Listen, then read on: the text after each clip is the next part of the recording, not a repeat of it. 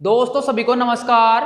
दोस्तों अपने जो मृदा विज्ञान का जो अपने भौतिक प्रकृतियां पढ़ रहे थे हमें टॉपिक नंबर 4 में, जिसमें हमने पढ़ा था भौतिक प्रकृति, रासायनिक प्रकृति और जैविक प्रकृति। तो भौतिक प्रकृतियां हम पढ़ रहे थे जिसमें हमने मृदा कणाकार पढ़ लिया, मृदा की संरचना पढ़ ली और मृदा जल पढ़ लिया। आज हमारा टॉपिक नंबर 6 है जिसमें हम मृदा की भौतिक प्रकृतियां ही हम पढ़ रहे हैं, लेकिन अगला है मतलब भौतिक प्रकृति 3 पढ़ ली हमने, मृदा जल, मृदा ये मृदा की संरचना और मृदा कणाकार, ये अपना रहा चौथा है जिसमें मृदा का घनत्व पढ़ेंगे।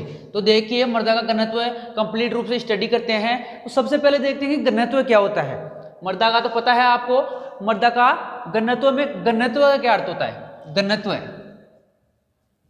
घनत्व डेंसिटी क्या होता है? डेंसिटी तो कोई भी वस्तु, कोई भी चीज हो, उसका मास बटा वॉल्यूम, मास बटा वॉल्यूम यानी कि द्रव्यमान बटा आयतन जो होता है उसे ही क्या बोलते हैं? डेंसिटी। तो मृदा का देख रहे हैं, तो मृदा का और यहां पे मृदा का यानी कि मृदा का जो द्रव्यमान और बटा आयतन, यानी मृदा का द्रव्यमान बटा जो आयतन होता है उसे ही मृदा का घनत्व बोलते हैं। और सामान्यतः मृदा का घनत्व ज्ञात किया जाता है पिक्नोमीटर यंत्र से, पिक्नोमीटर से। इंपॉर्टेंट है, पूछा जा सकता है कि मृदा का घनत्व किसके द्वारा ज्ञात किया जाता है? तो पिक्नोमीटर से मृदा का घनत्व ज्ञात किया जाता है। अब देखते हैं जो मृदा का घनत्व है, मृदा का घनत्व वह 2 प्रकार का होता है। एक तो होता है बीडी और एक होता है पीडी, यानी कि पार्टिकल डेंसिटी और बल्क डेंसिटी। बल्क डेंसिटी मतलब स्थूल घनत्व है, स्थूल घनत्व है, और पार्टिकल डेंसिटी मतलब कण घनत्व है, कण घनत्व है। और इसको वास्तविक घनत्व भी बोलते हैं, यानी कि रियल डेंसिटी, वास्तविक घनत्व भी बोलते हैं कण घनत्व को। अब देखो आगे दोनों को डिफरेंटली पढ़ते हैं, स्टडी दोनों को अलग अलग से करते हैं। सबसे पहले देखेंगे कि बीडी क्या होता है, फिर बाद में पीडी की बात करते हैं। देखिए बीडी समझिए, मान लो मृदा कण है, मृदा कण है और इनमें बीच में रंध्रावकाश है, रंध्रावकाश।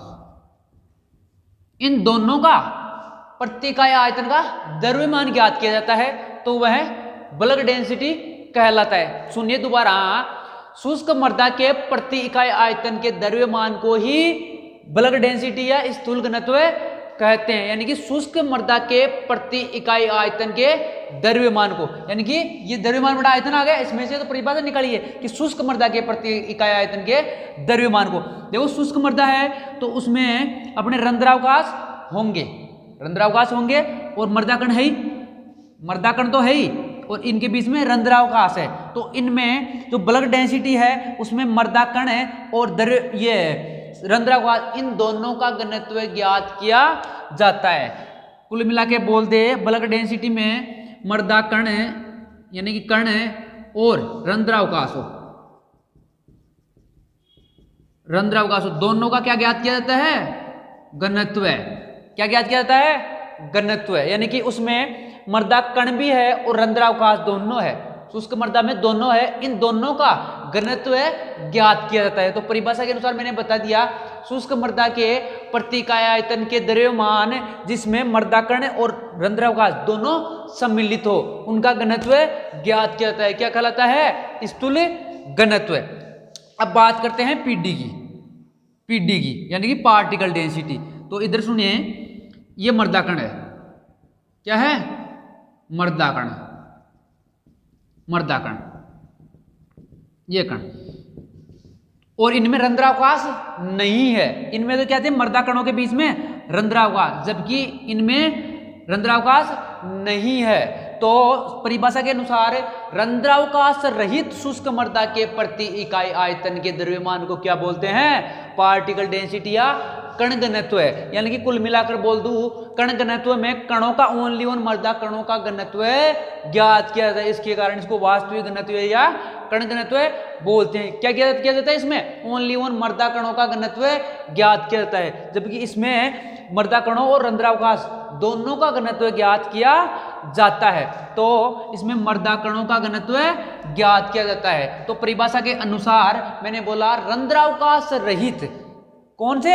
रंध्रावकाश रहित शुष्क मृदा के प्रति इकाई आयतन के द्रव्यमान को, और इसमें क्या बोला? शुष्क मृदा के प्रति इकाई आयतन के द्रव्यमान को, जिसमें रंध्रावकाश और मृदाकण दोनों सम्मिलित होते हैं, दोनों का घनत्व ज्ञात किया जाता है। जबकि इसमें मृदा कणों का ओनली वन मृदा कणों का घनत्व ज्ञात किया जाता है, यानी कि रंध्रावकाश रहित शुष्क मृदा के प्रति इकाई आयतन के द्रव्यमान को। ये हो गया।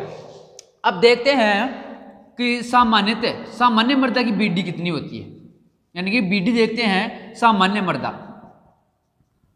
सामान्य मृदा उसकी बीडी यानी कि स्थूल घनत्व होता है 1.33 ग्राम प्रति सीसी बोल दो, या ग्राम प्रति सेंटीमीटर क्यूब बोल दो, या mg प्रति मीटर क्यूब बोल दो।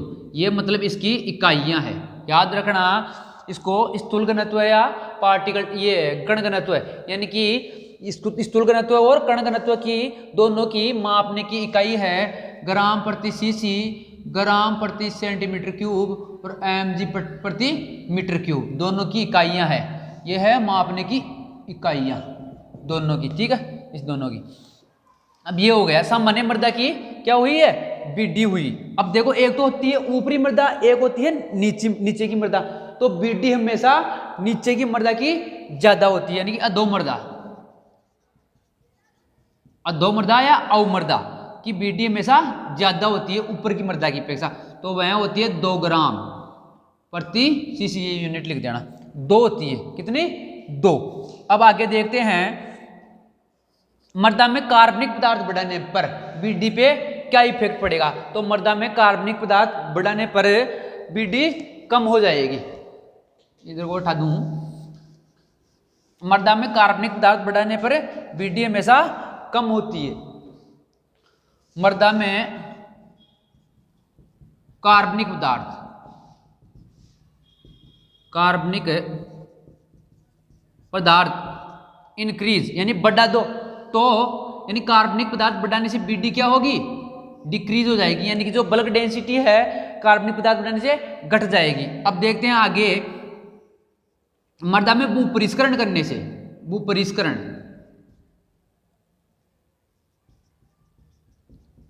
मृदा में भूपरिष्करण करने से भी बीडी है अपनी वो कम हो जाएगी। यानी कि कुल मिलाकर कह दूं मृदा में कार्बनिक पदार्थ और ये जो भूपरिष्करण करने से मृदा की का स्थूल घनत्व घट जाता है। अब देखते हैं ज्यादा मतलब कौन सी मृदा का स्थूल घनत्व ज्यादा होता है। तो बालू मृदा है ना, उसका स्थूल घनत्व ज्यादा होता है, बालू का बीडी अधिक होती है, ठीक है, यानी बालू की बीडी अधिक होती है, जबकि कल्ले की कम होती है, कल्ले की कम। इधर देखो बालू की बीडी अधिक और कल्ले की कम, जबकि पीडी कल्ले की तो ज्यादा, कल्ले की तो ज्यादा और मतलब बालू की कम। इसमें बीडी थी वह अधिक है किसकी? बालू की, और कल्ले की कम थी। लेकिन कण घनत्व में क्या होगा? कल्ले का जो पीडी है वह ज्यादा होगी और बालू की कम होगी। आ गया समझ में? ये हो गई आपकी बीडी। अब पीडी की बात करते हैं, परिभाषा देख ली। अब देखते हैं सामान्य मृदा की पीडी कितनी होती है। सामान्य मृदा, सामान्य मृदा की पीडी होती है इसकी दुगुनी, जो बीडी है ना उसकी दुगुनी होती है। कितनी? 2.65 ग्राम प्रति सीसी, या ये यूनिट कोई से भी लिख देना, ठीक है। अब देखते हैं मृदा में ऑर्गेनिक मैटर यानी कि कार्बनिक पदार्थ, यानी कि कार्बनिक पदार्थ और भूपरिष्करण दोनों यानी दोनों को बढ़ाते हैं तो बीडी भी कम होगी और पीडी भी कम होगी। तो ऑर्गेनिक मैटर और भूपरिष्करण, भूपरिष्करण करने से यानी कि इनको बढ़ाने से हमेशा पीडी है वह डिक्रीज होगी, कम होगी। इसमें भी कम होती है और इसमें भी कम होती है। अब देखते हैं आगे कल्ले का, कल्ले की पीडी ज्यादा होती है जबकि बालू की पीडी कम होती है। समझ में आ गई? इसमें तो बालू की बीडी ज्यादा थी और कल्ले की बीडी कम थी। उसमें क्या है? पीडी कले की ज़्यादा है और बालू की पीडी कम है। ये हो गया दोस्तों आपके बल्क डेंसिटी और पार्टिकल डेंसिटी यानी कि सॉइल डेंसिटी के प्रकार दोनों, जो आपको अच्छे से समझ में आ गया होगा। अब देखते हैं इससे संबंधित एक टर्म है जिसका नाम है सॉइल पोरोसिटी यानी कि मृदा सरंध्रता या मृदा रंध्रता, जिसका फॉर्मूला देखना है अपन को बस। सॉइल पोरोसिटी, सॉइल पोरोसिटी यानी कि मृदा रंध्रता। देखिए सॉइल पोरोसिटी किसे कहते हैं? जो मृदा है या कण है, मृदा के कण, मृदा कण, इनमें जो स्पेस होता है, स्पेस मतलब खाली स्थान या खाली जगह, उनको क्या बोलते हैं? मृदा रंध्र या मृदा रंध्रता या सॉइल पोरोसिटी बोल दो या रंध्रावकाश बोल दो, एक ही बात है। समझ गए? मृदा में जो खाली जगह या जो स्पेस होते हैं, खाली जगह होती है, उनको रंध्रावकाश या मृदा रंध्रता बोलते हैं। और सॉइल पोरोसिटी निकालने का सूत्र होता है 1 - BD/PD × 100, यानी कि सॉइल पोरोसिटी आपने पढ़ा हुआ है रंध्रता परसेंटेज में निकलती है। कितने में? परसेंटेज में निकलती है सॉइल पोरोसिटी। परसेंटेज मतलब 100 × 100 लगाना है, तो 1 - BD/PD। ठीक है, अब कैसे करोगे? जैसे मान लो BD आपको दे दे 1.33 और PD दे दे 2.65, 2.65, तो रखो 1 - BD कितनी है? 1.33 और PD कितनी है? 2.65 × 100/1 रख लेना। यहाँ पे पॉइंट से पॉइंट काट देना। इस प्रकार से काट के आपके पोरोसिटी आएगी मृदा में 50%। कितनी? 50% मृदा में रंध्रता पाई जाएगी इसके अनुसार। अब इसको आपको चेंज करके भी दे देना एग्जाम्पल में, सॉरी एग्जाम में आपके चेंज कर दे। यहाँ पे जैसे मान लो 1.2 दे दिया, यहाँ पे 2.8 दे दिया, कुछ भी ददे दे, कुछ भी दे दे, तो आपको इस प्रकार से काट के 100 से इंटू कर देना, जो आएगा परसेंटेज में आएगा। और लेकिन इसका 1.33 और 2.65 दे दे तो इसका आंसर आएगा आपके पोरोसिटी आएगी 50%। इस प्रकार से आपको करना है मृदा रंध्रता या मृदा रंध्रावकाश या सरंध्रता।